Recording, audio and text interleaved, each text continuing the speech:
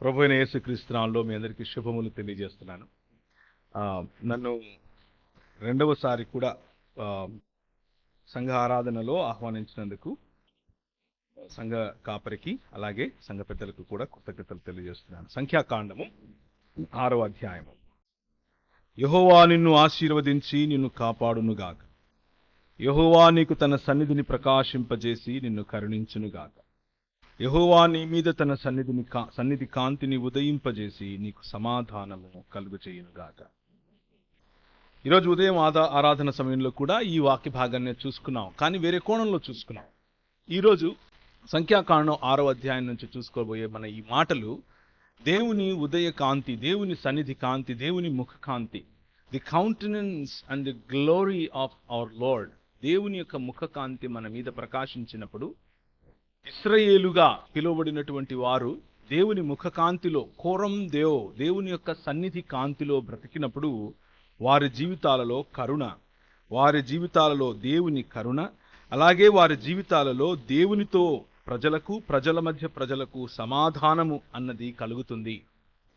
అలాంటి సమాధానయుక్తమైన జీవన విధానమే దేవుని రాజ్య పౌరసత్వం అన్న విషయాలను ఉదయం చూసుకున్నాం, అలాగే ఈరోజు కూడా చూసుకుంటాం. ఇప్పుడు ఈ రెండవ ఆరాధనలో కూడా చూసుకుంటాం. కొంచెం డిఫరెంట్, ఒక ప్రత్యేకమైన కోణంలో దీన్ని చూసుకుంటాం. అయితే దేవుని ఉదయ కాంతి, దేవుని సన్నిధి కాంతి, దేవుని ముఖ కాంతి పడిన జీవితాలు వర్ధిల్లే జీవితాలై ఉంటాయి. దేవుని ముఖ కాంతి పడిన జీవితాలు ఫలించే జీవితాలై ఉంటాయి. దేవుని ముఖ కాంతి పడిన జీవితాలు విస్తరించి భూమిని నిండించి ప్రజలపైన పరిపాలన చేసే, సేవ చేసే, ప్రజలకు ఉపయోగపడే జీవితాలై ఉంటాయి. అలాంటి జీవితాలుగా ఉండటం కోసమే ఇశ్రాయేలును ఆయన పిలిచాడు. యెషయా గ్రంథం 55వ అధ్యాయంలో అదే మాట మనకు కనిపిస్తుంది. అనేకులు వచ్చి మన మధ్య నుంచి, మన వద్ద నుంచి నేర్చుకొనుటకు, అనేకులకు యెహోవా మార్గములు తెలియజేయుటకు, అనేకులకు ఈ లోక మర్యాదకు మరియు రాజ్య మర్యాదకు ఉన్న వ్యత్యాసాన్ని చూపించటానికి ఈ సమాజాన్ని దేవుడు పిలిచాడు. ఈ సమాజాన్ని దేవుని సమాజము లేక దేవుని రాజ్య సమాజము అని పిలిచారు. కొన్నిసార్లు ప్రజలు దీనికి భిన్నంగా దీనిని ఒక మతం అని అనుకుంటారు. బయటి వారు అనుకుంటే పర్వాలేదు, కానీ సంఘ లేకపోతే రాజ్య పౌరులు కూడా దీనిని మత ప్రాతిపదికననే అర్థం చేసుకుంటూ ఉంటారు. కొన్నిసార్లు, అన్నిసార్లు కాకపోయినా. బయట ఉన్నటువంటి ఈ లోక మర్యాద చొప్పున నడుస్తూ ఉన్నటువంటి కుల సంఘాలు, ఈ లోక మర్యాద చొప్పున నడుస్తున్నటువంటి మత సంఘాలు, ఈ లోక మర్యాద చొప్పున నడుస్తున్నటువంటి భావజాలాలు, వాటితో సమానముగా మేము ఒక వర్గం, మేము ఒక శాఖ, మాది ఒక మత ప్రాతిపదికనో, కుల ప్రాతిపదికనో, సంఘ ప్రాతిపదికనో, డినామినేషన్ ప్రాతిపదికనో జీవించే ఒక సమూహం అని అనుకుంటాం. కానీ నిజానికి ప్రియమైనటువంటి దేవుని సంఘమా, మన పిలుపు కోరం దేవ్, మన పిలుపు దేవుని యొక్క ముఖకాంతిలో జీవించే పిలుపు, దేవుని యొక్క ముఖకాంతిని ప్రకాశింపచేసే పిలుపు, దేవుని యొక్క ముఖకాంతిలో యెహోవా ఏర్పరచినటువంటి విశ్వ మానవ జీవన విధానంలో జీవించటానికి ప్రభు మనల్ని పిలిచాడు. అదే నూతన ఇశ్రాయేలు అనంటే.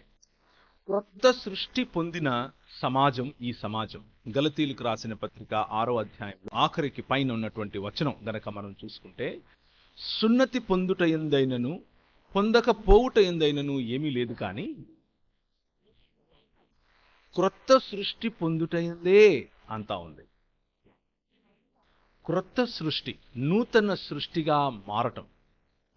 నూతన సృష్టిగా మారటానికి గల కారణం ఆయన కనుదృష్టి మన మీద ఉండటం, ఆయన ముఖకాంతి మన పైన ప్రజ్వలింప చేయటం, ఆయన ముఖకాంతిలో మన జీవితాలను మనం సరిచేసుకుంటూ ఆ ముఖకాంతిని మన జీవితాల్లో నుంచి 10 మందికి పంచటం. అలా 10 మందికి పంచినప్పుడు సమాజముల నిర్మాణం, సమాజముల నిర్మాణముతో పాటు దేశముల, రాజ్యముల నిర్మాణం. ఇది ఇశ్రాయేలుకి ఇవ్వబడినటువంటి పిలుపు. ఈ నియమము చొప్పున బ్రతుకు నూతన ఇశ్రాయేలుకు, అనగా దేవుని ఇశ్రాయేలుకు శుభము కలుగునుగాక అని పౌలు చెప్తాడు. ఏ నియమము? మత ప్రాతిపదికన జరిగే జీవితం కాదు, నూతన సృష్టి అనే జీవితం, మారు మనస్సు పొందిన జీవితం, రూపాంతరము చెందిన ఆలోచన విధానం. ఈ లోక మర్యాదకు దేవుని రాజ్య మర్యాదకు ఉన్న వ్యత్యాసం, ఈ లోక మర్యాదలో ప్రజల నుంచి దోచుకునే ప్రయత్నం చేస్తారు. ప్రజలు పొరుగువాడి నుండి లబ్ధి పొందే ప్రయత్నం చేస్తారు. ప్రజలు పొరుగువాడిపైన ఆధిపత్యం అజమాయిషీ చేసే ప్రయత్నం చేస్తారు. ప్రజలను విభజించుకుంటారు. ఈ లోక మర్యాదలో ప్రజలు తమను తాము హెచ్చించుకుంటారు. ఈ లోక మర్యాదలో ప్రజలు ధారాళముగా ఇవ్వలేని మనస్సు కలిగి ఉంటారు. ఈ లోక మర్యాదలో ప్రజలు క్షమించలేని మనస్సు కలిగి ఉంటారు. కరుణ చూపలేనటువంటి పరిస్థితిలో ఉంటారు. కానీ రాజ్య మర్యాద, ఆయన మార్గములు మన మార్గముల కంటే భిన్నమైనవి అని యెషయా గ్రంథం 55వ అధ్యాయం చెబుతుంది. ఆకాశముకు భూమి ఎంత దూరమో మీ ఆలోచనలకు నా ఆలోచనలు, మీ మార్గములకు నా మార్గములు అంత వ్యత్యాసం కలిగి ఉన్నాయి అని యెహోవా దేవుడు ప్రకటిస్తున్నాడు. అయితే ఆయన రాజ్యములో ఆయన మార్గములను అనుసరించి జీవించే సమాజముగా, ఆయన మార్గములలో కొనసాగే సమాజముగా ఉండాలి అనంటే దానికి కొన్ని షరతులు ఉన్నాయి. ఒకసారి నాతో పాటు బైబిల్ గ్రంథాన్ని తీయండి. బైబిల్ గ్రంథంలో యేసుక్రీస్తు ప్రభువు ఈ విధంగా చెప్పారు. ఆయన యందు నిలిచి ఉంటే తప్ప మనము ఫలించము అన్న విషయాన్ని చెప్పారు. నేను నిజమైన ద్రాక్షవల్లిని, నా తండ్రి వ్యవసాయకుడు. నాలో ఫలింపని ప్రతి తీగెను ఆయన తీసి పారవేయును.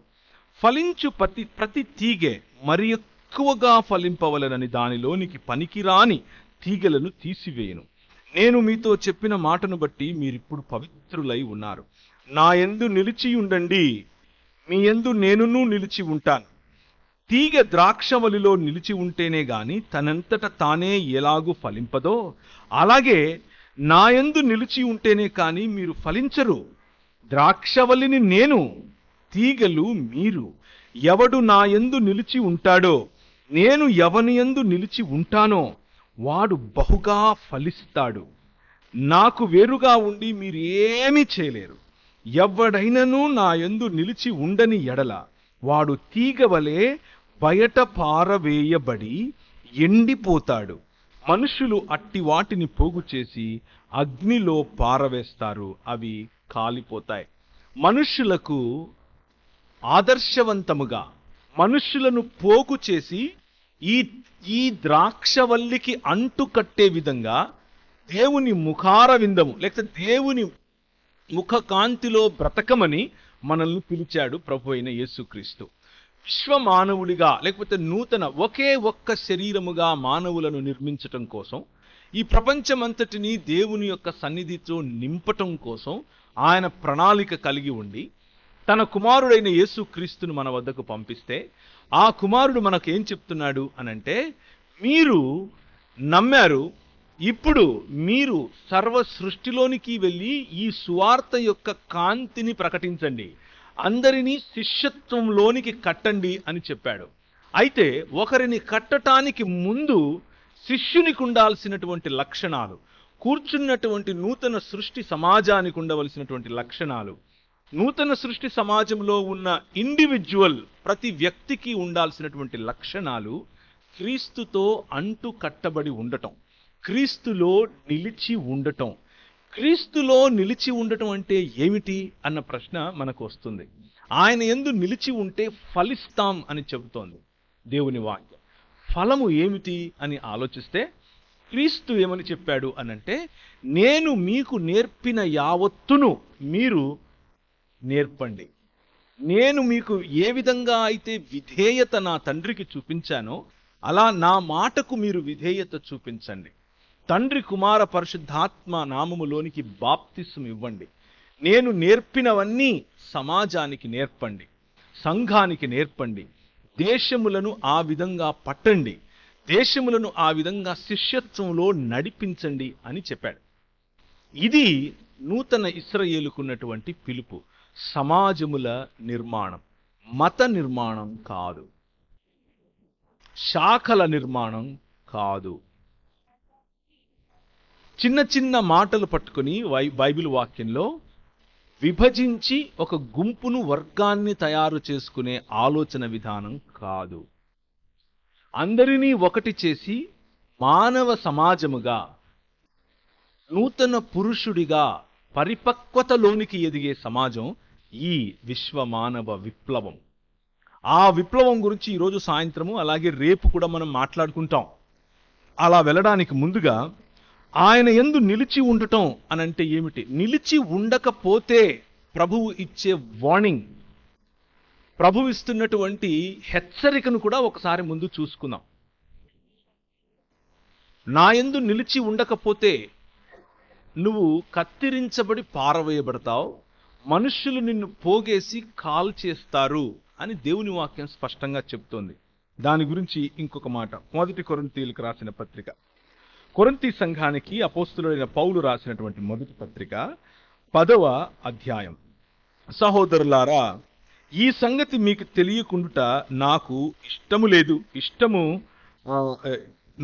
లేదు. అదేదనగా మన పితరులందరూ మేఘము క్రింద ఉండేవారు.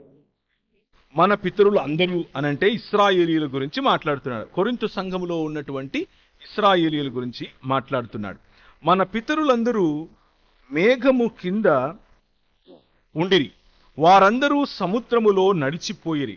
అందరూ మోషేను బట్టి మేఘములోను సముద్రములోను బాప్తిస్మము పొందారు, అనగా ముంచబడ్డారు.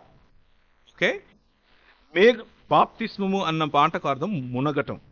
అందు ఆత్మ సంబంధమైన ఒకే ఆహారాన్ని భుజించారు. అందరూ ఆత్మ సంబంధమైన ఒకే పానీయమును పానం చేశారు. ఎలయనగా తమ్మును వెంబడించిన ఆత్మ సంబంధమైన బండలోనిది త్రాగారు. ఆ బండ క్రీస్తే, ఇంకెవరో కాదు, ఆ బండ క్రీస్తే. అయితే వారిలో ఎక్కువ మంది దేవునికి ఇష్టలుగా ఉండలేకపోయారు కాబట్టి అరణ్యంలోనే సంహరించబడ్డారు. వారు ఆశించిన ప్రకారము మనము చెడ్డవాటిని ఆశించకుండునట్లు ఈ సంగతులు మనకు దృష్టాంతములుగా ఉన్నవి. జనులు తినుటకును త్రాగుటకును కూర్చుండి ఆడుటకు లేచిరి అని వ్రాయబడినట్లు వారిలో కొందరి వలె మీరు విగ్రహారాధకులై ఉండకుడి. నూతన సృష్టి పొందినటువంటి దేవుని సంఘమా, నూతన సృష్టి పొందినటువంటి క్రీస్తు శరీరములో ఉన్నటువంటి పరలోక రాజ్య పౌరులైనటువంటి మనం మన పితరులను పోలి నడుచుకోవాల్సినటువంటివి చాలా ఉన్నాయి. అలాగే మన పితరులను పోలి నడుచుకోకూడనివి కూడా ఉన్నాయి. మన పితరులందరూ కూడా ఒకే మేఘము క్రింద ఉన్నారు. పగటిలో మేఘస్తంభముగా ఆయన వారిపైన ఎండ పడకుండా కాచాడు. పగటిలో మేఘస్తంభముగా వారిని అలయకుండా ఆయన తీసుకుని వచ్చాడు. 17వ అధ్యాయము నిర్గమాకాండం తీయాల్సిన అవసరం లేదు. ఏమని చెప్తాడు అనంటే, గద్దరెక్కల మీద మోసుకుని వచ్చినట్లు నేను మిమ్మల్ని మోసుకుని వచ్చాను. 10 రకాలైనటువంటి తెగుళ్ల చేత మీ పైన ఆధిపత్యం అధికారం చేసే ఈ వనరులు అనేటటువంటి విగ్రహములను ఓడించి, నేను మీ రాజును, నేను మీ ప్రభువును, నేను మీ తండ్రిని, నేను నీ భర్తను, నేను నీ ప్రియుణ్ణి, నేను నీ కాపరిని అన్నట్లుగా వారిని తీసుకొని వచ్చి కట్టాడు. ఒక రాజ్యంగా కట్టాడు. ఇప్పుడు మనలను కడుతున్నాడు. ఒకే మేఘము క్రింద, ఒకే నీటిలో, ఒకే పానీయము, ఒకే ఆహారము, అందరూ ఒక మాదిరిగానే భోంచేస్తున్నారు. అందరూ ఒకే విషయం నుంచే త్రాగుతున్నారు. అందరూ ఒకే మేఘము క్రింద ఉన్నారు. అందరూ ఒకే ఆత్మచేత నడిపింపబడుతున్నారు. కానీ అందరూ ఫలించలేదు. వారిలో కొందరు ఈ ఆత్మను అనుభవిస్తూ, ఈ బండ ఇచ్చే నీళ్లు త్రాగుతూ, ఆ బండ క్రీస్తే, ఆ మేఘము క్రింది నుంచి బాప్తిసము పొందుతూ, రాత్రిలో అగ్నిస్తంభముగా వచ్చిన దేవుని వెలుగును చూస్తూ ఆ వెచ్చదనాన్ని అనుభవించిన తరువాత కూడా కొంతమంది విగ్రహముల బాట పట్టారు. వాళ్ళు తినటానికి త్రాగటానికి కూర్చున్నారు, కానీ ఆడటానికి లేచారు, ఫలించటానికి కాకుండా. అలాంటి వారి గురించి దేవుని వాక్యము పౌలు భక్తుడు మనల్ని హెచ్చరిస్తున్నాడు. అలాంటి వారిని పోలి మీరు ఉండద్దు. కొందరి వలె మీరు విగ్రహారాధకులై ఉండకుడి. మనము ఫలించాలి అనంటే మన పైన మన రాజు ఎవరు అన్న నిర్ణయం, అన్న దృఢ నిశ్చయత మీకు ఉండాలి. మీ పైన రాజు మనుధర్మ శాస్త్రానికి సంబంధించిన మనుధర్మం అయితే మీరు కులాన్ని పాటించండి, క్రీస్తును వదిలిపెట్టండి, మీకు పుణ్యం వస్తుంది. మీ పైన మతాధికారులు రాజులైతే క్రీస్తును వదిలిపెట్టండి, మీకు పుణ్యం వస్తుంది. మీ పైన మీ ధన అహంకారం, మీ పైన మీ అంతస్తుకు సంబంధించిన అహంకారం, మీ పైన మీ తెలివికి తగిన అహంకారం, మీ హెచ్చు, మీ గర్వం మీ పైన రాజ్యం చేస్తూ ఉంటే క్రీస్తును పోలిన జీవితం అది కాదు. దానివలన మీకు లాభం లేదు, మీరు ఫలించరు. దానినే విగ్రహారాధన అంటారు. దేవుని స్థానాన్ని మరి దేనికిచ్చినా అది విగ్రహారాధనే.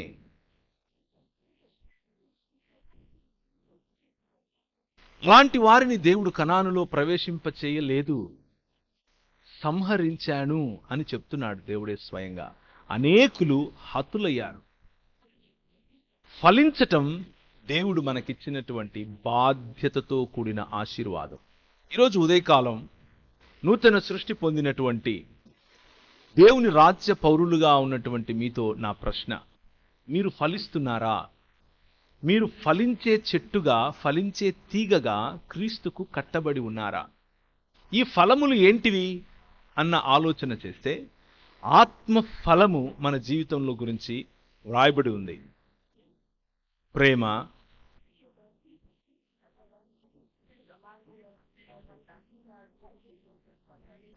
అన్నీ తెలిసినవే. అవి వల్లె వేస్తే అభివృద్ధి చెందేవి కావు, అవి జీవితంలో పాటిస్తే అభివృద్ధి చెందుతాయి. పొరుగువాడి పట్ల ప్రేమ, సాటి మనిషి పట్ల గౌరవం, సాటి మనిషి తిన్నాడా లేదా అన్న ఆప్యాయతతో కూడిన పలకరింపు, మతతత్వంలో అవతలి వాడిని చిన్న చూపు చూసే పరిసయ్యుల దృష్టి నుంచి బయటకొచ్చి సాటి మనిషిని ప్రేమించటం, గౌరవించటం, దీర్ఘశాంతంతో ఆ మనిషితో కలిసి నడవటం, శిష్యత్వంలో కట్టటం, కనికరము చూపించటం, న్యాయమును జరిగించటం. ఈ ఫలము ఈ సమాజంలో కనిపిస్తోందా? ఈ ఫలములు వస్తున్నాయా? మీ కుటుంబములో ఇటువంటి మంచి వాతావరణాన్ని మీరు పెంపొందించగలుగుతున్నారా అన్నది ప్రశ్న. అయితే ఇటువంటి వాతావరణాన్ని పెంపొందించాలి అన్నది మీ ఆలోచన అయితే there are 3 ways that you can do. 3 రకాలుగా, 3 మాధ్యమాల ద్వారా, లేకపోతే ఆయనలో నిలిచి ఉండాలి అంటే ఈ 3 మీ జీవితంలో ఉండాలి. మొదటిది, రిమైన్ ఇన్ హిస్ వర్డ్. ఆయన వాక్యములో నిలిచి ఉండాలి. లోగోస్ అంటే ఆది యందు వాక్యముండెను అన్నప్పుడు వాడిన పదం లోగోస్. ఆ పదం నుంచే లాజిక్ అన్నటువంటి పదం వచ్చింది. ఆలోచన, తర్కము, తత్వము, ఇలాంటి ఆలోచన. లోగోస్ మనకు తెలియాలి. ఈ 66 పుస్తకాలు ఉన్నటువంటి బైబిల్ గ్రంథాన్ని మనము అర్థం చేసుకోవాలి. దాని వెనుకున్నటువంటి భావజాలంలో మనం కట్టబడాలి. దాని వెనుకున్నటువంటి భావజాలంలో మనం వేళ్ళూరాలి. కేవలం లోగోస్ లో ఉంటే ఉబ్బిపోతారు.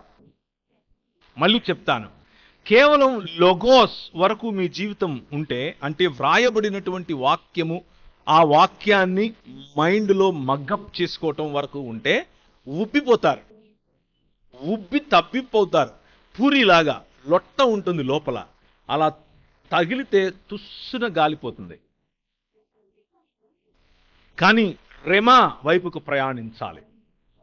దేవుని వాక్యము అన్న చోట లోగోస్ అన్న పదాన్ని ఉపయోగించినటువంటి సందర్భాలు ఉన్నాయి. అలాగే రెమా అన్నటువంటి ఎక్స్పీరియన్స్తో కూడినటువంటి వాక్యం, అనగా అనుభవముతో కూడినటువంటి వాక్యము, నీతో వ్యక్తిగతంగా దేవుడు నేర్పిస్తున్నటువంటి వాక్యము. రేమా అన్నటువంటి అనుభవం, దేవుడు మాట్లాడుతుండగా వినేటటువంటి అనుభవం, దేవుడు నడిపిస్తూ ఉండగా ఆయనతో పాటి నడిచే అనుభవం, దేవుడు చెబుతూ ఉండగా విధేయతతో ఆ పనులు చేసే అనుభవం. That is rhema. That is how you can remain in Christ. Logos కావాలి, రెమా కూడా కావాలి. రెమా నీ ఇష్టం వచ్చిందాన్ని నువ్వు మనసులో అనుకుని ఇది రెమా అని అనుకుండేవు. No no no no. Rhema always corresponds to the logos, logos only. Logos చెప్పేటటువంటి మాటతో ప్రతిసారి కూడా రెమా తప్పకుండా ఏకీభవించి తీరుతుంది. అలా ఏకీభవించకపోతే అది దేవుని వైపు నుంచి వచ్చినటువంటి మాట కాదు. సో ఈ అనుభవ జ్ఞానంలో మీరు దినదిన ప్రవర్తమానంగా క్రీస్తునందు ఇమిడి ఉన్నారా, అంటు కట్టబడి ఉన్నారా అన్నది ప్రశ్న. ఫలించాలంటే, దేవుని ముఖకాంతి మీ జీవితంలో నుంచి 10 మందికి వెళ్ళాలి అనంటే ఆయన యందు నిలిచి ఉండాలి. ఆయన యందు నిలిచి ఉండటం అనంటే వాక్యమందు నిలిచి ఉండటం. కేవలం లోగోస్లో కాదు, రెమాలో కూడా నిలిచి ఉండటం. మొదటి పేతురు రాసినటువంటి మొదటి పత్రిక 3వ అధ్యాయము 15వ వచనము. నిలిచి ఉంటే వాక్యములో మీరేం చేస్తారు అనంటే నిర్మలమైన మనస్సాక్షి కలిగిన వారై ఉంటారు. పరుల పట్ల, ఇతరుల పట్ల ప్రశ్నలు అడిగే వారి పట్ల, ముఖ్యముగా ఇంతకుముందు మన పాస్టర్ గారు చెప్పినట్లుగా వాక్యము ఇక్కడ సమృద్ధిగా ఉంది, కానీ మెల్లిమెల్లిగా అడ్డు అన్నది పెరుగుతూ వస్తోంది. మెల్లిమెల్లిగా మిమ్మల్ని ప్రశ్నించే వారి సంఖ్య పెరిగిపోతోంది. మెల్లిమెల్లిగా మీ పైన ఒత్తిడి తీసుకుని వచ్చే సమూహాలు పెరిగిపోతున్నాయి. అటువంటి సమయంలో నిర్మలమైన మనస్సాక్షి కలిగిన వారై మీలో ఉన్న నిరీక్షణను బట్టి హేతువు అడిగే ప్రతి వారికి, ఎందుకయ్యా నువ్వు స్థితప్రజ్ఞుడిలాగా ఎప్పుడు చూసినా కానీ అంత కూల్గా, అంత కామ్గా ఉంటావేంటి? నేను చాలా చర్చల్లో పాల్గొంటూ ఉంటాను. నాతో చర్చించేవారు వేరు మత ప్రాతినిధ్యాల్లో నుంచి వస్తారు. ముస్లింలు అవ్వచ్చు, హిందువులు అవ్వచ్చు, రాజకీయ నాయకులు అవ్వచ్చు, ఏథీయిస్టులు అవ్వచ్చు, వగేరా వగేరా.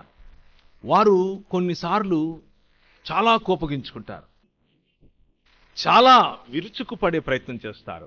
ప్రవీణ్ గారు మీరు చేస్తున్న, కానీ నవ్వు చెక్కు చెదరకుండా, చిరునవ్వు చెక్కు చెదరకుండా వారితో మాట్లాడి వారు ఎంత ఇబ్బంది పడుతున్నా వారిని తిరిగి షేక్ హ్యాండ్ ఇచ్చి వారిని ఆలింగనం చేసుకోగలిగేటటువంటి మనసు, ప్రభు కృప, ప్రభువును ఆనుకుంటే వచ్చేటటువంటి వైఖరి, నిర్మలమైన మనస్సాక్షి కలిగిన వారై మీ నిరీక్షణను బట్టి హేతువు అడిగే ప్రతివాడికిని సాత్వికముతోనూ భయముతోనూ ఏం చెప్పాలి? సమాధానం చెప్పాలి. ఆ సమాధానం అన్నది రెమాతో రాదు, లోగోస్తో వస్తుంది. కేవలం లోగోస్ ఉంటే కూడా రాదు, రెమా కావాలి. ఒకసారి అనుకోకుండా నాకు హిందీ రాదు, ఏమీ రాదు. నేను కొత్తగా అప్పుడప్పుడే మధ్యప్రదేశ్లోని ఇందోర్ అనే పట్టణంలో పరిచర్య కోసం మిషనరీగా వెళ్ళాను. 11 సంవత్సరాలు అక్కడ ఉన్నాను. నేను వెళ్ళిన కొద్ది రోజులకే నన్ను ఒక స్థానికంగా ఉన్న టెలివిజన్ ఛానల్ వాళ్ళు పిలిచారు. నేను వెళ్ళాను, కూర్చున్నాను. వాళ్ళు ఇంటర్వ్యూ చేస్తూ, అవునండి మేము కాలుస్తాం, మీరు ఎందుకు పూడుస్తారు అని అడిగారు. అంటే చనిపోతే శవాన్ని, పార్థివ దేహం అంటాం కదా, మేమైతే కాలుస్తాం, మీరు ఎందుకు పూడుస్తారు అని అడిగారు. నేను ఎప్పుడూ చదవలేదు, నాకు తెలియదు, ఏం చెప్పాలో నాకు తెలియదు. కానీ తడువుకోకుండా, క్షణం తీరిక ఆలోచించకుండా నేను ఒక సమాధానం చెప్పాను. చెప్పిన సమాధానానికి నేనే నివ్వెరపోయాను. నాకే కనువిప్పు కలిగింది. అదేమిటి అనంటే, మా దేవుడు మమ్మల్ని మట్టి నుండి చేశాడు, తన స్వరూపమందు తన పోలిక చొప్పున చేశాడు. మట్టి నుంచి వచ్చిన మమ్మల్ని మట్టిలోనే అందుకే మట్టిలోనే కప్పి పెడతాం అని చెప్పాను. నేను బయటకు వచ్చి ఆలోచించాను, నేను ఎక్కడ చదివాను ఇది, నాకు ఎలా తెలుసు ఇది? నేను కేవలం ప్రభువును తెలుసుకుని తక్కువ సంవత్సరాలు, మహా అయితే 1.5-2 సంవత్సరాలు. నేను ఎలా చెప్పగలిగాను? Rhema, spirit of the Lord, పరిశుద్ధాత్ముని యొక్క unction and anointing. If you want to remain in Christ, క్రీస్తు నందు నిలిచి ఉండాలి అని అంటే, practice the presence of the word of God in your life. దేవుని వాక్యమును నీ హృదయంలో, నీ జీవన విధానంలో ప్రతిరోజు తినేటటువంటి ఆహారంలాగా దాన్ని నువ్వు పాటించడం నేర్చుకో. అలా చేసినప్పుడు అలా చేయటానికి మీ హృదయాల్లో క్రీస్తును ప్రభువుగా ప్రతిష్ఠించుకోవటం ముఖ్యం. నిర్మలమైన మనస్సాక్షి కలిగిన వారే మీలో ఉన్న నిరీక్షణను గూర్చి మిమ్మల్ని హేతువడుగు ప్రతి వానికిని సాత్వికముతోనూ భయముతోనూ సమాధానము చెప్పుటకు ఎల్లప్పుడూ సిద్ధముగా ఉండి హృదయముల యందు క్రీస్తును ప్రభువుగా ప్రతిష్ఠించుడి. దిస్ ప్యాషన్ ఈ నూతన సమాజానికి, నూతన సృష్టి అనే సమాజానికి, దేవుని ముఖకాంతిలో బ్రతుకుతున్న సమాజానికి ఎప్పుడొస్తుంది అనంటే, మీ హృదయముల యందు క్రీస్తు ప్రభువుగా ప్రతిష్ఠింపబడితే వస్తుంది. తిమోతికి రాసిన 2వ పత్రిక 3వ అధ్యాయం 15వ వచనం. నీవు నేర్చుకొని రూఢి అని తెలుసుకొని ఎవరి వలన నేర్చుకుంటివో ఆ సంగతి తెలుసుకొని వాటి యందు నిలకడగా ఉండుము. 3వ అధ్యాయం 15 నుంచి. నిలకడగా ఉండుము కదా. దైవజనుడు సన్నద్ధుడై ప్రతి సత్కార్యమునకు పూర్ణముగా సిద్ధపడి ఉండునట్లు దైవావేశము వలన కలిగిన ప్రతి లేఖనము ఉపదేశించుటకును, ఖండించుటకును, తప్పుదిద్దుటకును, నీతి యందు శిక్ష చేయుటకును ప్రయోజనకరమై ఉన్నది. వేరే వాళ్లకు నీతి యందు శిక్షణ చేయటం కోసం, వేరే వాళ్లను ప్రోత్సహించటం కోసం, పరుణ్ణి ఖండించటం కోసం, పరుడి తప్పు దిద్దటం కోసం అని పొరపాటున అనుకుండేరు. అది చేతురు. కానీ ముందు మనలో వాక్యం అన్న దానిలో నిలిచి ఉండటం అంటే, ఈ వాక్యము ముందు నన్ను ఖండించాలి, ఈ వాక్యము నన్ను సరిచేయాలి, ఈ వాక్యము నా తప్పు దిద్దాలి, ఈ వాక్యము నా ఆలోచనలను మార్చాలి, దేవుని మార్గములను తెలపాలి. దేవుని మార్గములు, దేవుని ఆలోచనలు నా మార్గములు, నా ఆలోచనల కంటే భిన్నమైనవి అని మనం చూసుకున్నాం 55వ యెషయా గ్రంథములోని చాప్టర్లో. మన పిలుపు దేవుని ఆలోచన మేరకు మనల్ని మనం సరిచేసుకోవటం, దేవుని ఆలోచన మేరకు మనల్ని మనం కట్టుకోవటం. అలా కట్టుకుంటే 2వ కొరింథీయులకు రాసిన పత్రిక 10వ అధ్యాయంలో ఈ వాక్యము మనకిచ్చేటటువంటి శక్తి దేవుని జ్ఞానమును అడ్డగించు ప్రతి ఆటంకమును చెరపట్టి క్రీస్తు పాదాలకు తెచ్చే అన్యోన్యమైన లేదా లోతైన అనుభవాన్ని ఇస్తుంది. వాక్యము నిన్ను కడుతుంది, వాక్యము సమాజాన్ని సరిచేస్తుంది, వాక్యము కుటుంబములను నిర్మిస్తుంది, వాక్యము దేశ నిర్మాణంలో నిన్ను ఉపయోగించుకుంటుంది. Remain in the word of God. దేవుని వాక్యమందు నిలిచి ఉండాలి. 2వ మాట, remain in the deeds of God. దేవుడు చేసిన పనులలో మనం నిలిచి ఉండాలి. మార్కు సువార్త 16వ అధ్యాయము. మార్కు సువార్త 16వ అధ్యాయము. దేవుడు చేసిన పనులు, మీరు చేయగలరు అని చెప్పి ఇచ్చినటువంటి పనులు, విశ్వాసముతో డునామీస్ గా పిలువబడినటువంటి అద్భుత కార్యములు, చిహ్నములు, దేవుని వాక్యమును స్థిరపరిచేటటువంటి అద్భుత కార్యములు. 16వ అధ్యాయం 15వ వచనం నుంచి నేను చదువుతాను. మరియు మీరు సర్వలోకమునకు వెళ్ళి సర్వ సృష్టికి సువార్త ప్రకటించండి. నమ్మి బాప్తిస్మము పొందినవాడు రక్షింపబడతాడు, నమ్మని వానికి శిక్ష విధింపబడుతుంది. నమ్మిన వారి వలన, అనగా ఇదిగో ఈ నూతన సృష్టి అనే సమాజము మీ వలన, నమ్మిన వారి వలన ఈ సూచక క్రియలు కనబడతాయి. ఏవనగా నా నామమున దయ్యములు వెళ్ళగొడతారు, క్రొత్త భాషలు మాట్లాడతారు, పాములు ఎత్తి పట్టుకుంటారు, మరణకరమైనది ఏది త్రాగినా అది వారికి హాని చెయ్యదు, రోగుల మీద చేతులుంచినప్పుడు వారు స్వస్థత నొందుతారని వారితో చెప్పెను. ఇవేవి కూడా ఈలాగున ప్రభు అయిన యేసు వారితో మాట్లాడిన తర్వాత పరలోకమునకు చేర్చుకొనబడి దేవుని కుడిపార్శ్వమున ఆసీనుడై వారు బయలుదేరి వాక్యమంతటా ప్రకటించిరి.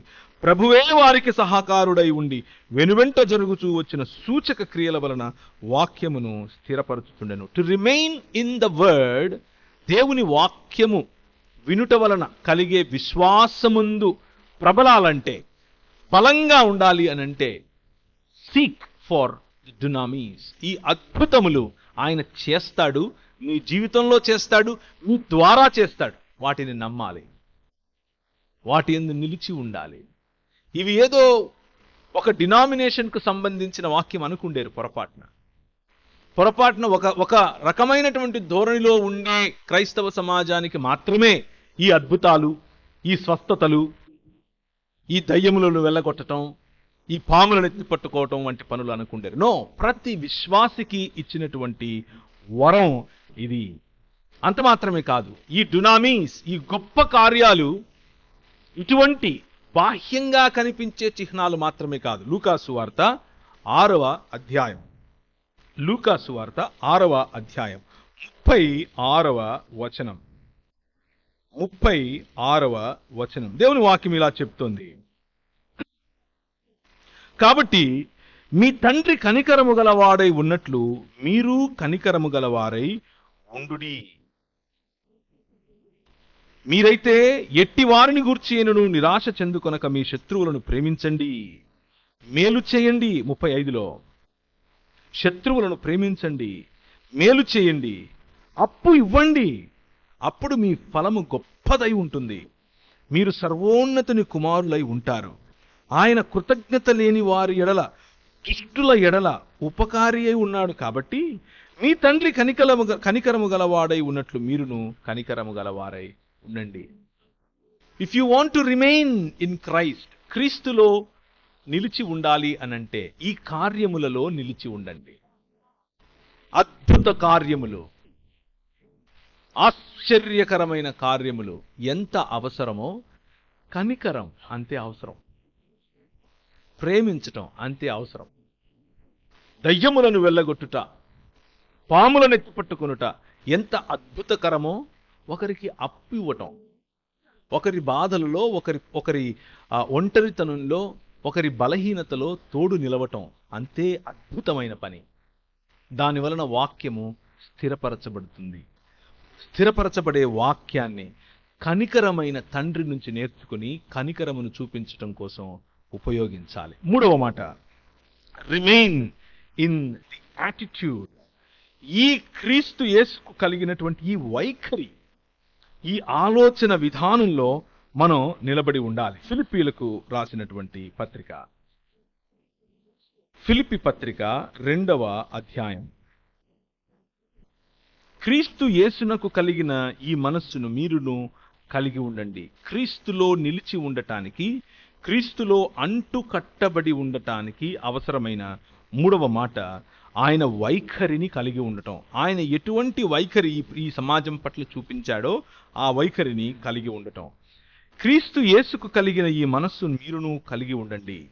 ఆయన దేవుని స్వరూపము కలిగిన వాడై ఉండి దేవునితో సమానముగా ఉండుట విడిచిపెట్టకూడని భాగ్యమని ఎంచుకొనలేదు, కానీ మనుష్యుల పోలికగా పుట్టి దాసుని స్వరూపమును ధరించుకొని తన్ను తానే రిక్తునిగా చేసుకున్నాడు. మరియు ఆయన ఆకారమందు మనుష్యునిగా కనబడ్డాడే గాని మరణము పొందునంతగా, అనగా శిలువ మరణము పొందునంతగా విధేయత చూపిన వాడై తన్ను తాను తగ్గించుకున్నాడు.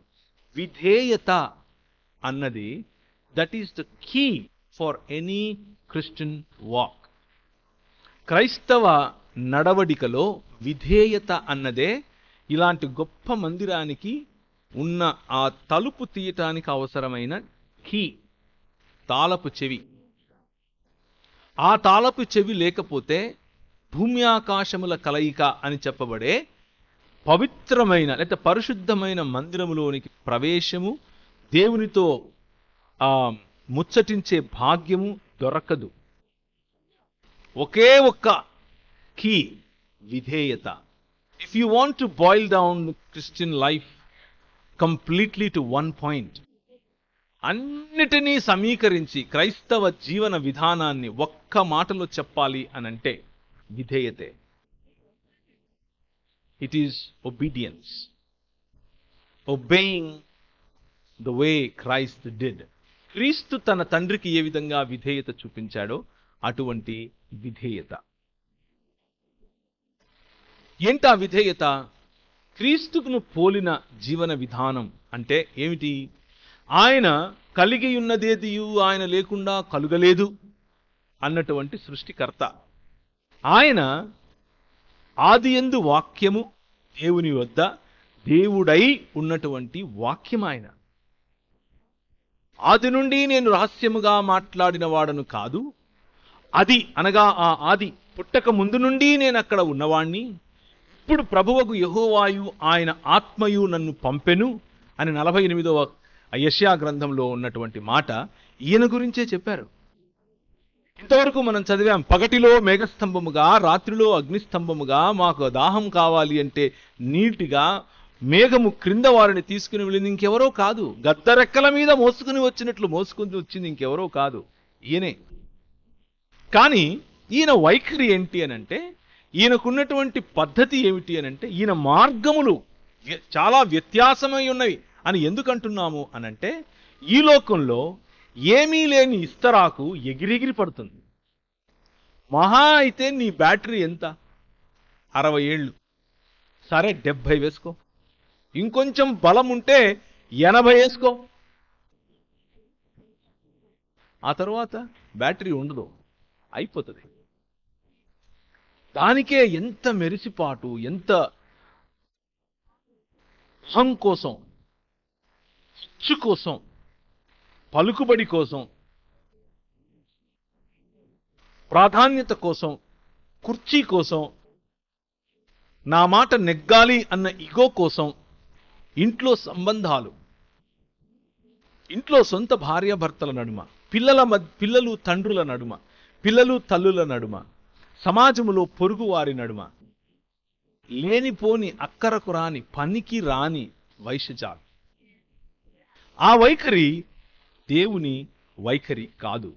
ఆ వైఖరి ఈ లోక మర్యాద యొక్క వైఖరి. ఈ క్రీస్తు సృష్టికర్త అయ్యుండి, అన్నిటినీ చేసిన వాడయ్యుండి, తన్ను తాను రిక్తునిగా చేసుకునే వైఖరి. అన్నీ ఉన్న కుండ అయినప్పటికీ దాసుని పోలికగా వచ్చాడు. దాసుడు అంటే ఎవరంటే, ఆ రోజుల్లో తనకంటూ ఒక చిత్తం ఉండకూడదు. తన యజమాని చెప్పిందే చేయాలి. తన యజమాని భోజనానికి కూర్చుంటే తువాలు కట్టుకొని, చేతిలో ఒక తువాలు పెట్టుకొని, తన యజమాని దగ్గర వంగి, మీకు ఇంకేమైనా తీసుకురమ్మంటారా, ఏమైనా చేయమంటారా, ఏమైనా తాగుతారా, ఏమైనా తింటారా అని అడిగేవాడు దాసుడు. యజమాని తిన్న తర్వాత తింటాడు. యజమాని తిన్న తర్వాత మిగిలితే తింటాడు. దాసుడు యజమాని పడుకోక ముందు పడుకోడు. దాసుడు యజమాని అలసిపోతే యజమానికి తన ఒంటికి కావలసినటువంటి కంఫర్ట్నిస్తాడు. ఇవన్నీ చేసేవారు ఆ రోజుల్లో దాసుడు. బేసిక్గా చెప్పాలి అనంటే, మన భాషలో దాసుడు అన్నదానికి మన ఇంట్లో పనివాడు. ఇప్పుడు మన ఇంట్లో పనివారిని కూడా మనం అలా చూడం. కానీ సృష్టికర్త అయినటువంటి క్రీస్తు, సృష్టిని నడిపించేటటువంటి క్రీస్తు మన కోసం ఆయన వైఖరి ఏమిటి అంటే, దాసుని స్వరూపమును దాల్చి ఎంత తగ్గించుకోవటం అనంటే, శిలువ మరణము పొందినంతగా తగ్గించుకోవటం. శిలువ మరణము పొందినంతగా తగ్గించుకున్నాడు కాబట్టి ఆయన ఎదుట ప్రతి మోకాలు పొంగింది, ప్రతి నాలుక ఆయనను ప్రభువు అని చెప్పింది. తగ్గింపులో అధికారం ఉంది, తగ్గించుకోవటంలో పరిపాలన ఉంది, తగ్గించుకోవటంలో దేవుని ముఖకాంతి ఉంది. తగ్గింపు జీవితంలో ప్రజలపైన ప్రభావవంతమైన పరిచర్య దాగి ఉంది అన్న విషయాన్ని స్పష్టంగా చెప్పాడు. నా రాజ్యంలో నువ్వు ముందుండాలి అని అనుకుంటే అందరికంటే వెనక నిలబడాలి.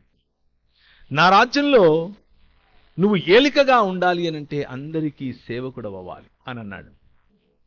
ఒక ఆయన, ఇద్దరు జబదయి కుమారులు, రైట్ హ్యాండ్ ఒకడు, లెఫ్ట్ హ్యాండ్ ఒకడు వచ్చారు. నేను మోదీ, ఈయన అమిత్ షా, నువ్వు రాజుగా వస్తే అని అన్నారు. ఆయన అన్నాడు, నువ్వు ఏమడుగుతున్నావు, మీకు అర్థం కావట్లేదు. నేను తాగే గిన్నె మీరు తాగగలరా? నేను ఎత్తుకునే సిలువ మీరు మోయగలరా? నా శ్రమలు మీరు అనుభవించగలరా? వీళ్ళు బేరీజు వేసుకోకుండానే చేసేస్తాం అంటున్నారు.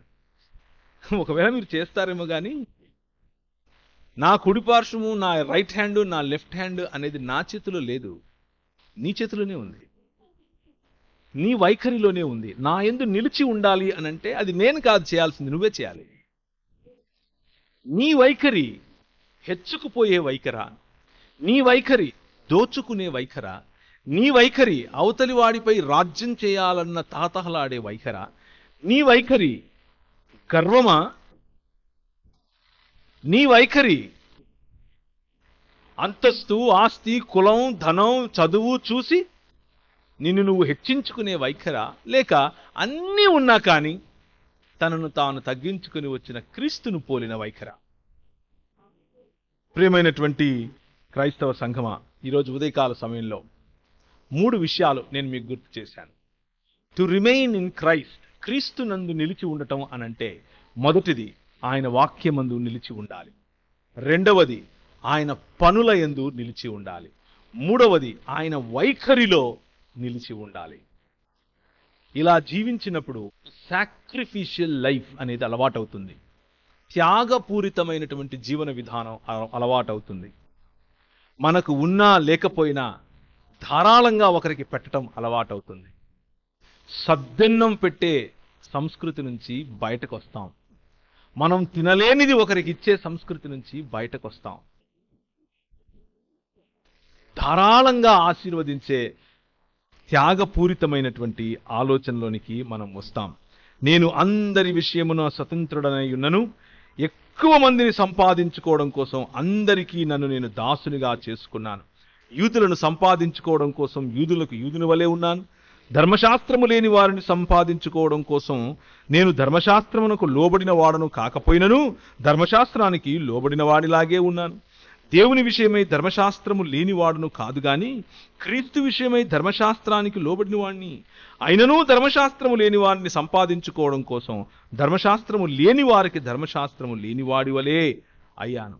బలహీనులను సంపాదించుకోవడం కోసం బలహీనులకు బలహీనుని అయ్యాను.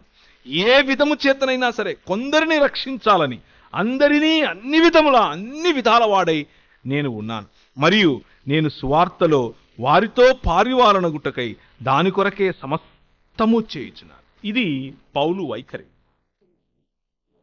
బలహీనులను సంపాదించుకోవాలంటే బలహీనునిగా అవుతాను.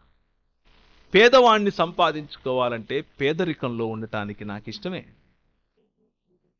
నేను 11 సంవత్సరాలు మిషనరీగా ఉత్తర భారతదేశంలో ఉన్నప్పుడు ప్రతి శనివారం సాయంకాలం వెళ్ళిపోయేవాడిని. భీలు, బిలాల, కోర్కు, గోండు, బారేలా ఇలాంటి తెగలు, వనవాసులు అంటే ఆదివాసీల మధ్యకు వెళ్ళేవాడిని. వాళ్ళు వెళ్ళంగానే పాద్రి సాబ్ ఆయ్యే బైఠి అని బాగా సత్కరించేవారు, కూర్చుండబెట్టేవారు. వాళ్ళు పనులు చేసుకుని వచ్చి అలిసిపోయి ఉంటారు కాబట్టి చీకటి పడిన తర్వాత మీరు పడుకోండి అంటారు. నేను పడుకుంటాను. వాళ్ళు నిప్పు పెట్టి నిప్పు చుట్టూ నాట్యం చేస్తారు, పాటలు పాడుకుంటూ, క్రీస్తుకు సంబంధించిన పాటలే. 1 గంట 2 గంటలు నాట్యం చేసిన తర్వాత డాన్సులు వేసి పాటలు పాడిన తర్వాత పాదిసాబ్ ఉఠియే అంటారు, లేయి అంటారు. నన్ను లేపి 2 గంటలకు తక్కువ లేకుండా వాక్యం చెప్పమంటారు. చెప్పేవాడిని. మళ్ళీ నన్ను పడుకోబెట్టేవాళ్ళు. అక్కడే పక్కనే పొయ్యి ఉండేది. ఆ పొయ్యి పేడలతో చేసేవాళ్ళు, అంటే దాని పిడకలు, పొయ్యిలో పిడకలు పెట్టి కాల్చేవారు. ఆ పిడకల మీద గోధుమ పిండి లడ్డూలాగా చేసి దాని మీద పెట్టేవాళ్ళు. కళ్ళ ముందే ఆ పిడకల మీద గోధుమ పిండి లడ్డూలాగా చేసి పెట్టేవాళ్ళు. అది కాలుతుంది. కాలిన తర్వాత దాన్ని తీసుకొని అలా కొడితే పగులుతుంది. అది తీసుకుపోయి నెయ్యిలో వేసేవాళ్ళు, తీసుకుని వచ్చి పెట్టి తినమనేవాళ్ళు. వారిని సంపాదించుకోవడం కోసం తినేవాడిని. వారిలో ఒకరిగా ఉంటేనే నువ్వు వాళ్ళ చేత యాక్సెప్ట్ అవ్వబడతావు. వారి ప్రేమను పొందితేనే నువ్వు వారికి ప్రేమను పంచి ఇవ్వగలుగుతావు. నీ సమాజంలో దేవుని ముఖకాంతి నీ జీవితంలో వెలుగుతూ ఉంటే, దేవుని ముఖకాంతి నీ పైన ప్రస్ఫుటంగా కనిపిస్తూ ఉంటే, కాకినాడ ప్రాంతంలో ఇది మంచి సమయం, ఇది క్రిస్మస్ సమయం. ఈ సమయంలో దేవుని న్యాయమును, దేవుని కనికరమును, దేవుని దీన మనస్సును, దేవుని యందు క్రీస్తునందు నిలిచి ఉన్న ఆయన వాక్యమందు, ఆయన వైఖరి యందు, ఆయన పనుల యందు నిలిచి ఉన్న మీరు ఆయన రాజ్యమును ప్రకటించటానికి అందరిలోనూ అందరి వారు అయ్యే అవకాశం ఇప్పుడు ఉంది. ఏదో మైకులు పెట్టి బలగుద్దితేనే సువార్త చెప్పినట్లు కాదు. కనికరము కలిగినటువంటి పనులు, కనికరముతో కూడినటువంటి పరిచర్య, సేవ. బయట ఎక్కడో చేయటానికి ముందు కనికరముతో కూడినటువంటి పరిచర్య మనలో మనకు. ఒక చిరునవ్వు, ఒక సంతోషముతో కూడిన పలకరింపు, తిన్నావా భోంచేశావా అని అడిగే పట్టింపు, నేనేమైనా చేయనా, ఇంటికి రానా, సహాయం చేయమంటావా అని చెప్పే హృదయం. పైకి కాదు, నిజంగా మనస్ఫూర్తిగా. That is how it starts.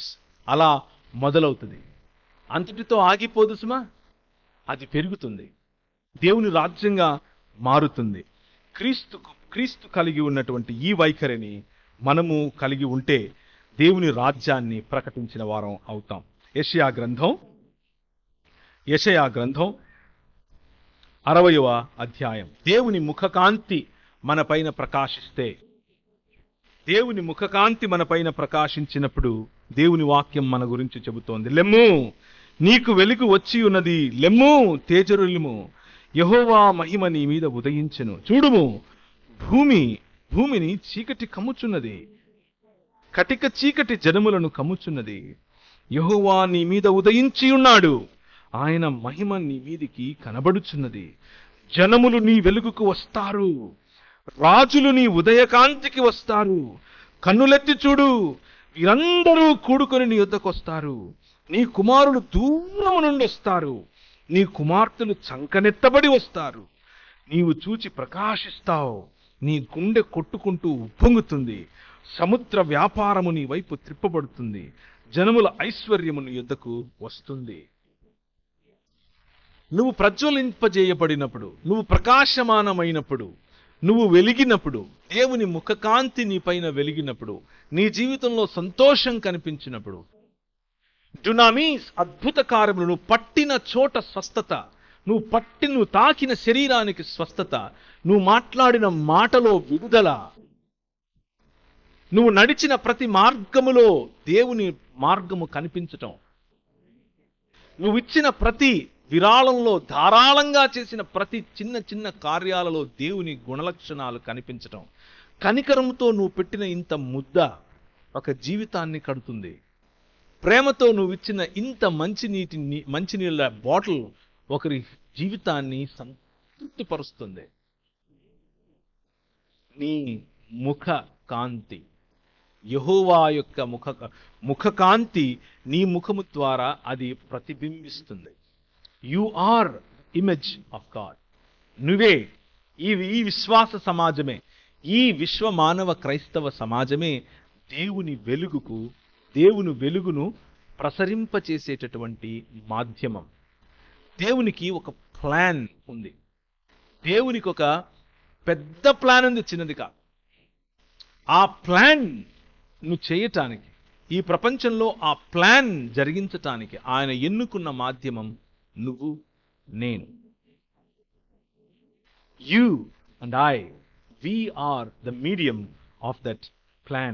హబక్కూకు గ్రంథము 2వ అధ్యాయము 14వ వచనము. ఏలయనగా సముద్రము జలములతో నిండి ఉన్నట్లు భూమి యెహోవా మహత్యమును గూర్చిన జ్ఞానముతో నిండి ఉండాలి. This is the plan of God.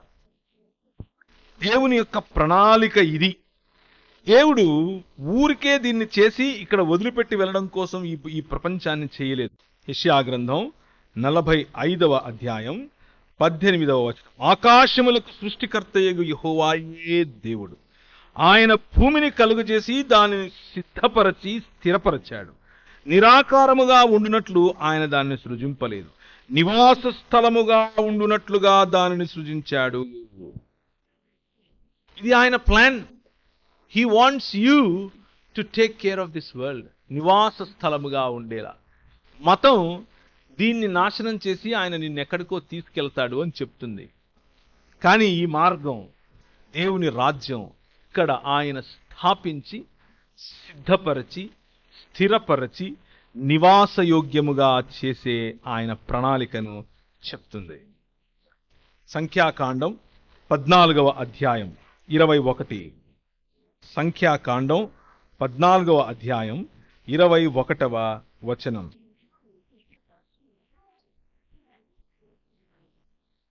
అయితే నా జీవము తోడు భూమి అంతయు యెహోవా మహిమతో నిండుకొని ఉంటుంది. ఇది ఆయన ప్లాన్.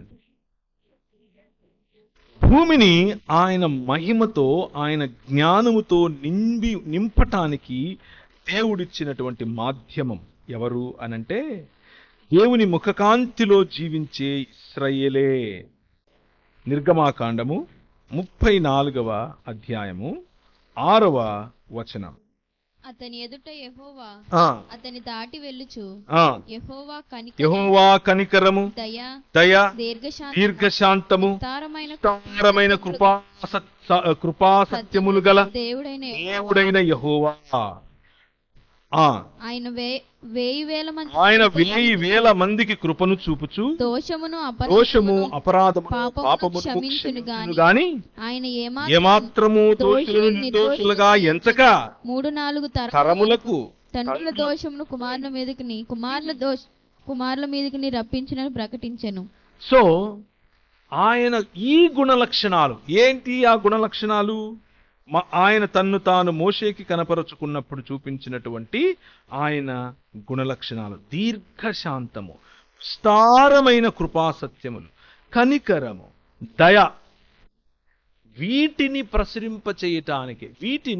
ప్రజలలో ప్రసరింపచేయటానికి ఏర్పరచుకున్నటువంటి సమాజమే ఇశ్రాయేలు సమాజం. అందుకనే వారిని రాజులైన యాజకులు అని అన్నారు. అందుకనే మనలను పేతురు రాసిన పత్రికలో మీరు ఏర్పరచబడిన సమాజము, రాజులైన యాజక సమాజము అని పిలిచాడు. మిమ్మును చీకటిలో నుండి ఆశ్చర్యకరమగు వెలుగులోనికి పిలిచిన వాని గుణాతిశయములను, ఈ గుణములను ప్రచురపరిచేందుకు ఎన్నుకున్నటువంటి ఏర్పరచబడినటువంటి సమాజము మీరు. నిలిచి ఉండటానికి వాక్యములో నిలిచి ఉందాం. వాక్యములో రెమా మరియు లోగోస్లలో నిలిచి ఉందాం. కార్యములలో అంటే పనులలో నిలిచి ఉందాం. అద్భుత కార్యములు, అలాగే కనికరముతో కూడిన కార్యముల్లో నిలిచి ఉందాం. వైఖరిలో నిలిచి ఉందాం. తగ్గింపులో నిలిచి ఉందాం. సంపాదించుకోవటం కోసం ఆ వైఖరిలో నిలిచి ఉందాం. అలాంటి త్యాగపూరితమైన జీవన విధానాన్ని అలవరుచుకున్నటువంటి నూతన ఇశ్రాయేలుకు శుభము కలుగునుగాక. అలాంటి నూతన ఇశ్రాయేలుతో మనము ఈ మాటలు చెప్పాలి. అటువంటి నూతన ఇశ్రాయేలుకు యెహోవా నిన్ను ఆశీర్వదించి నిన్ను కాపాడునుగాక. యెహోవా నీకు తన సన్నిధిని ప్రకాశింపజేసి నిన్ను కరుణించునుగాక. యెహోవా నీ మీద తన సన్నిధి కాంతి ఉదయింపజేసి నీకు సమాధానము కలుగజేయునుగాక. కృపగలిగిన తండ్రి, మా మధ్యలో ఉండి మాతో మాట్లాడి నీ వాక్యములో నీ కుమారుడైనటువంటి యేసు క్రీస్తులో మేము అంటు కట్టబడి నిలిచి ఉండి ఫలించులాగున నీ ముఖకాంతి మాపై ప్రసరింపచేయమని, నీ గుణాతిశయములను ప్రచురింపటానికి మమ్మును ఏర్పరచబడిన సమాజముగాను రాజులైన యాజక సమూహముగాను చేసినందుకు మీకు కృతజ్ఞతలు. ఈ క్రిస్మస్ సీజన్లో నీ గుణాతిశయములను ప్రచురించే భాగ్యాన్ని, బాధ్యతను మాకు దయచేయమని యేసు నామమున ప్రార్థిస్తున్నాం తండ్రి, ఆమేన్.